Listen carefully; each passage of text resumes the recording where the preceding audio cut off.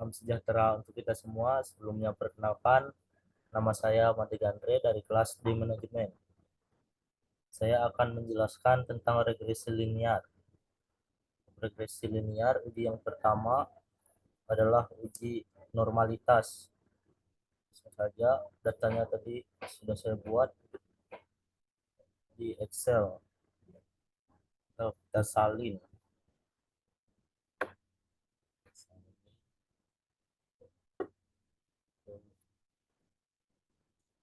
SPSS. Salin di daftar.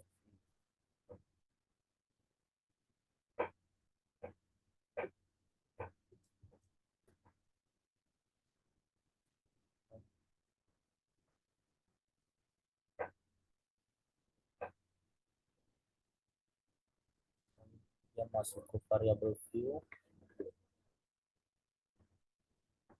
Namanya kita ubah. Yang pertama X1, yang X2, kemudian Y. Desimal kita ubah jadi 0 semua. Unsur kita ubah menjadi scale semua.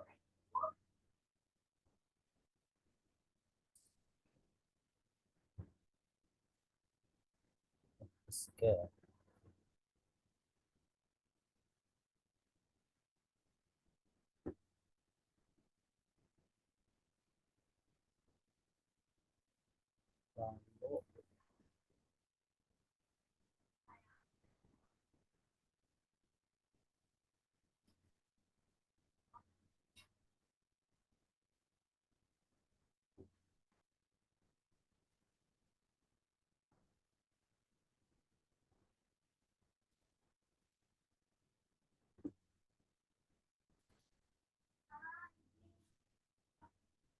Lalu kita masuk ke menu analyze, regression,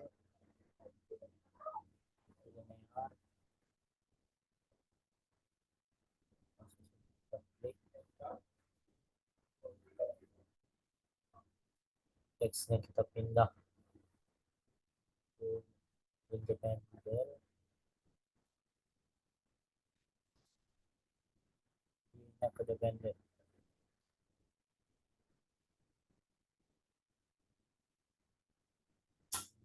Save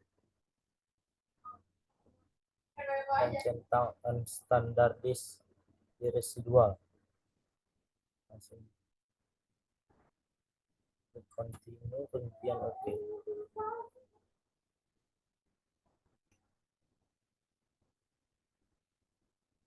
Bentar.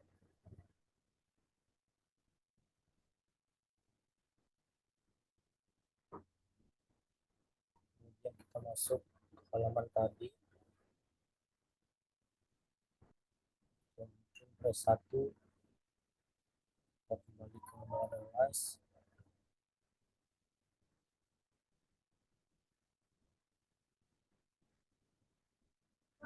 kemudian non chromatic test, isi dialog, dan satu sampel KS. Saja kita klik.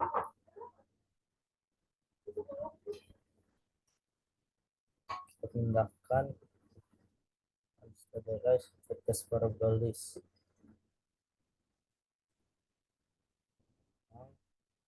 Kemudian langsung klik OK.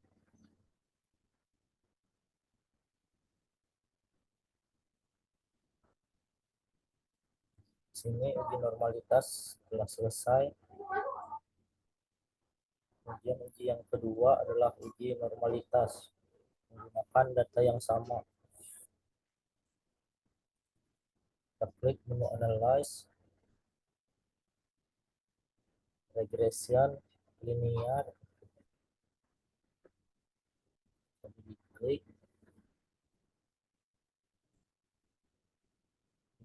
multikoliniaritas.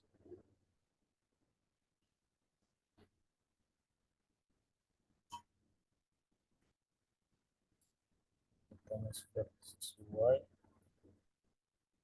klik statistik,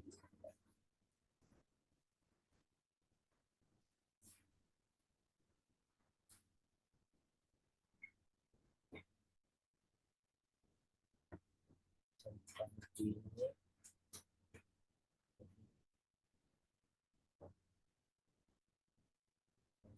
continue, oke.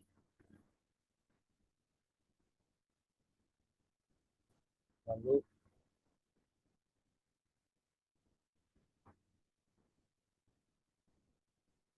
uji yang ketiga, uji heteroskedasitas, lagi di SPSS, analyze, regression linear,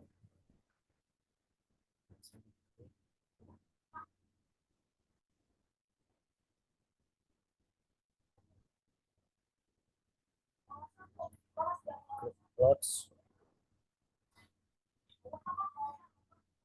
Ini kita gunakan ZPress ID, X-nya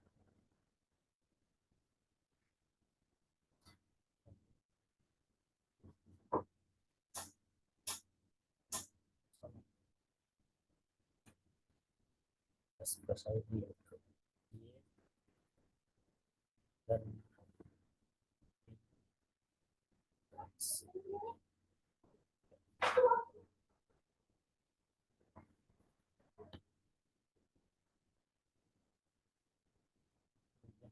penting saja, oke.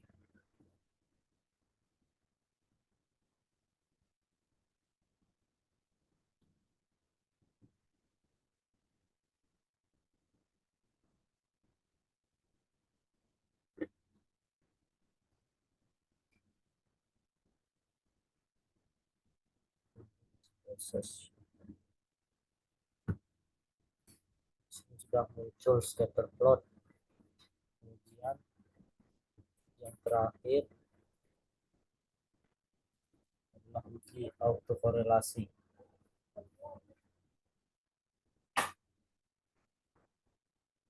Autokorelasi masuk lagi, kemudian analyze, regression linear, klik, klik,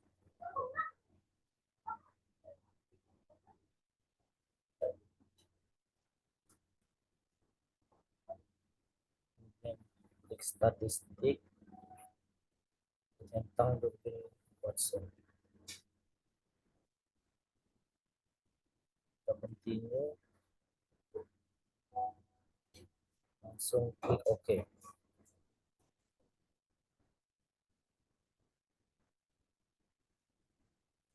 Ini masih proses. Di sini sudah muncul keempat uji tadi, dan kemudian uji yang kedua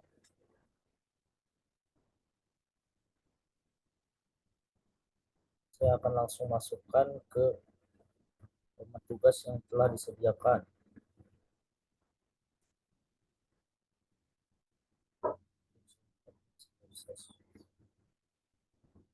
Langsung saja saya akan jelaskan ke rumah tugasnya langsung.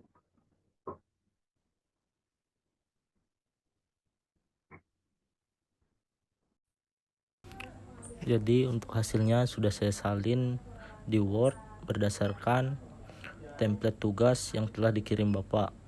Ini adalah hasil regresi linear berdasarkan aplikasi SPSS tadi. Yang pertama ada uji asumsi klasik, uji normalitas.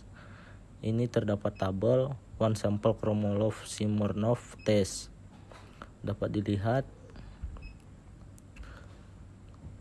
Kemudian dapat dinyatakan nilai residual distribusi normal.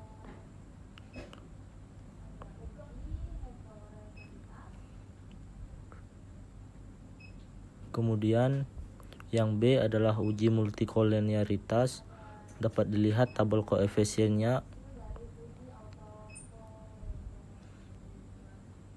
Dari tabel ini menunjukkan tidak adanya indikasi gejala multikolinearitas. Yang C, uji heteroskedastika. Dapat dilihat skema scatter plotnya.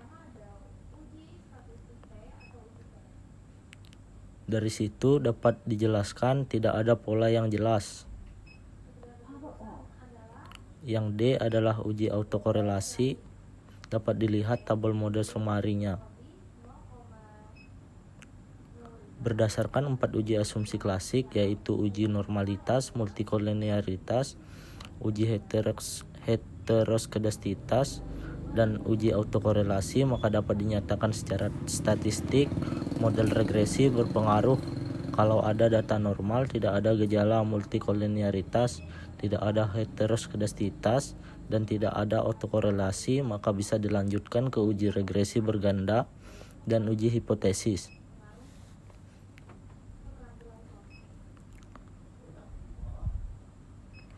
Berikutnya, yang kedua, uji kelayakan model.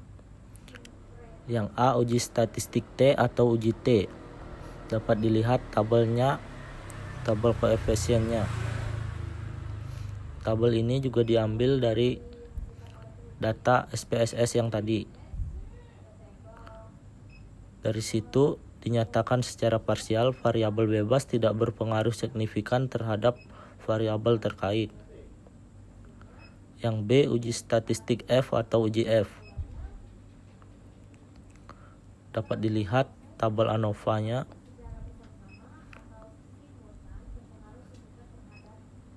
Dari sini dapat dinyatakan secara bersama-sama atau simultan variabel bebas tidak berpengaruh signifikan terhadap variabel terikat. Yang ketiga, interpretasi model regresi linear berganda. Dapat dilihat tabel koefisiennya. Dari output pengujian SPSS pada tabel koefisien, maka dapat disusun persamaan model regresi berganda sebagai berikut.